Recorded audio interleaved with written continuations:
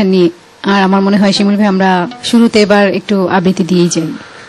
নির্মলেন্দু গুণের একটি কবিতা, আমাকে কি মাল্য দেবে দাও।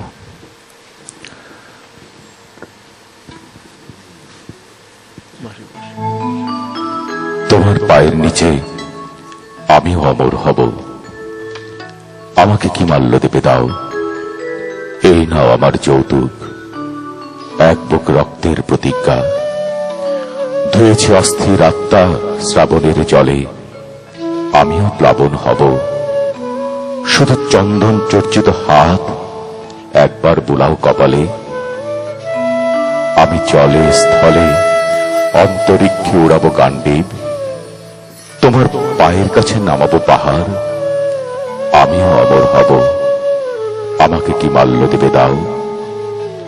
পায়ের আঙুল হয়ে সারাক্ষণ লেগে আছি পায়ে, চন্দনের ঘ্রাণ হয়ে বেঁচে আছি কাঠের ভিতরে, আমার কিসের ভয়।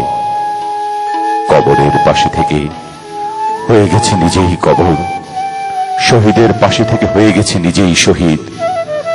আমার আঙুল যেন শহীদের অজস্র মিনার হয়ে জনতার হাতে হাতে গিয়েছে ছড়িয়ে, আমার কিসের ভয়। আমিও অমর হব, আমাকে কি মাল্য দেবে দাও। এই দেখো অন্তরাত্মা মৃত্যুর গর্বে ভরপুর, ভোরের শেফালি হয়ে পড়ে আছে ঘাসে। আকন্দ ধুলদুল নয় রফিক বরকত আমি, আমারই আত্মার প্রতিভাসে।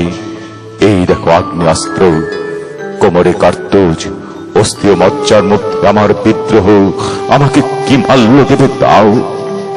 উদ্ধত কপাল জুড়ে যুদ্ধের রক্ত জয়টিকা, আমার কিসের ভয়। তোমার পায়ের নিচে আমিও অমর হব, আমাকে কি মাল্য দেবে দাও।